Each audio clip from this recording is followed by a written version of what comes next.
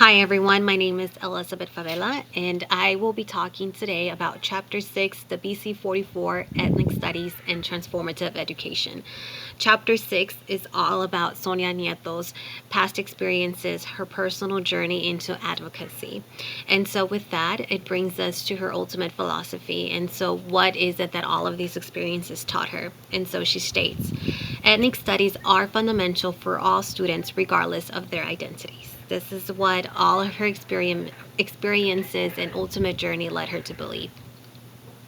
And so, in order for us to understand why she's so strong in her advocacy, we have to understand her upbringings from early years. And so, unpromising beginnings for an activist, Nieto's early years. And so, she starts off with her in elementary. Sonia Nieto has always been a very brilliant student. And so whenever she reached junior high, her parents decided to move. Well, it was time for them to move to a middle class area. And so she states, my ghetto education had ill prepared me for the rigors of the middle class public school education I found in my new junior high school. And so, although she was a very brilliant student in her other school, she had difficulty trying to adapt into this new school because the education that she received in the past one did not meet the high demands of the rigors of this new school. And so she had moved to East 37 when she realized that the rigors of the other schools were not up to the standards of this new school. And so with that, she went on to college, Brooklyn campus of St. John's University. This is where she really was taken out of her shell. And so this is it says on here a very important statement. It was the place where I became involved in every campus activity and where I came out of my shell and developed leadership skills. And so in college, it was when she started to really find herself. After this, she went on to get her master's, New York's University's graduate program. However, she did not complete her master's here in the States. She actually did study abroad in Spain.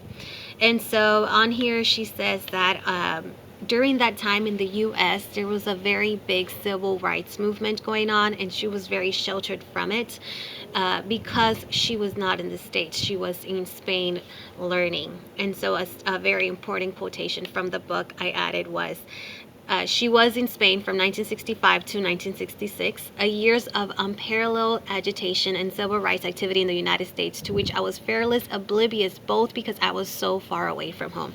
So she wasn't really present here in the States to feel what was going on.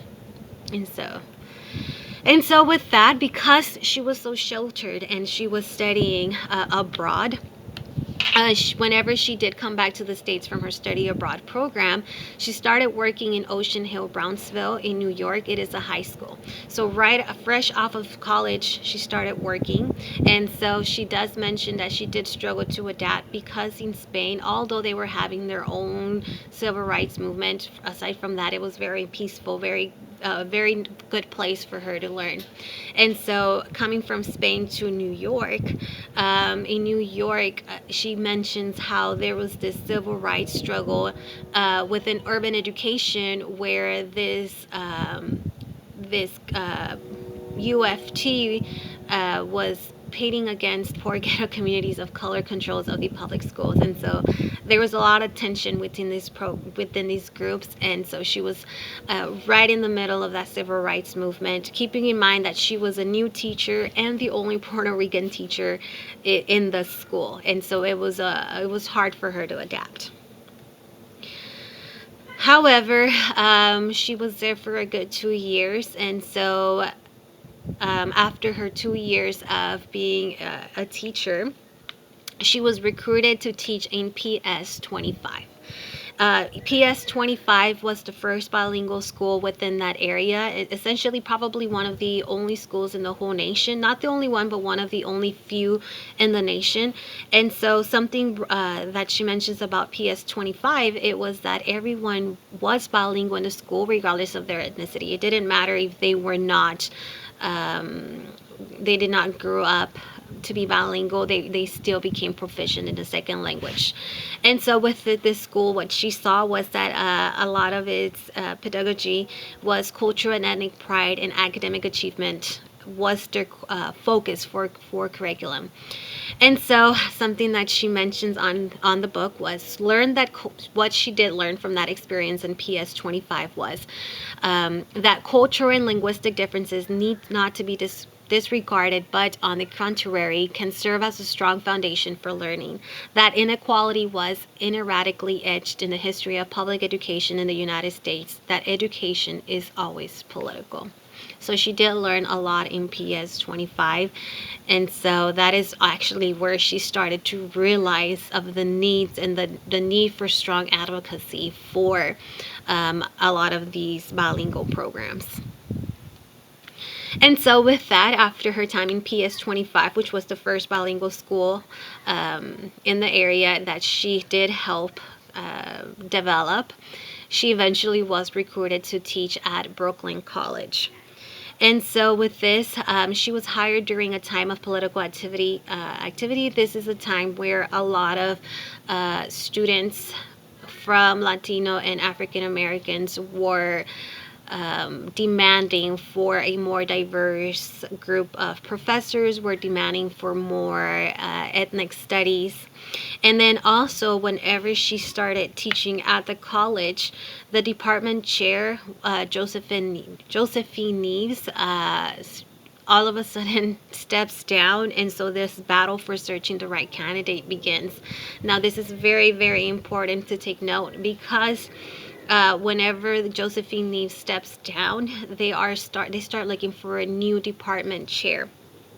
And so everybody is strongly advocating for a certain person to take over, but the college simply does not listen. And this is where she starts to learn how to properly use her voice. And so it says on here,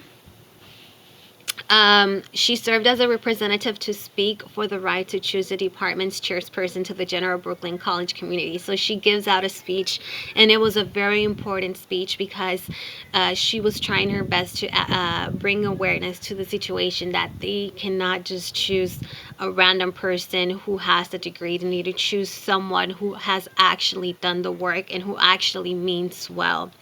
And so, aside from all efforts, the indicated candidate that everybody was rooting for does not get chosen, and this results in many protests going on that Sonia Nieto herself took part of. Eventually, the one of the last big protests that they did actually landed her in jail. And so that is where the name BC 44 comes around to. So the student president at the time started noticing all the protesting, all the demands that were going on, and the president actually begins to join their movement and even starts a boycott in their support. So with this, finally, the college listens to them. And so it says here, because of such a big fight to fight for what they truly believed in, because the person who the college was choosing for was not the right candidate. They were not there for the right reasons. All of the fighting that took place helped actually get the college to finally listen to them and choose someone who is willing to do the work. And so a very important statement that she wrote was, the times were ripe for social activism and change, and without this climate, advances in the education of marginalized Latino and African American students would never have taken place. So sometimes a battle is needed, and sometimes you do have to make a lot of noise in order for you to be noticed. And so sadly, that's the reality of things. So BC 44 is the name of the group of all the people that got arrested during the protest. And Sonia Nieto takes a lot of pride in taking part in BC 44 because it was the stepping stone for her social activism in future years. This was actually what gave her the strength and gave her the courage to keep advocating for everything that she believes in. And so she ends with Actually, this was a quote, a statement that she wrote early on in the chapter. My early experiences as the child of a working class Puerto Rican immigrants, my training as a teacher, and my work with poor working class African American and immigrant children during years of great social unrest, all of these experiences served as a backdrop to how I became one of the BC 44. So it's very, very important to take note of all of her past experiences, because every single one of them, it is what led her to find her voice to fight for change. And so, actually, that ends my PowerPoint. Thank you all for listening, and I hope your discussion for this week seems interesting. I can't wait to read them. Thank you.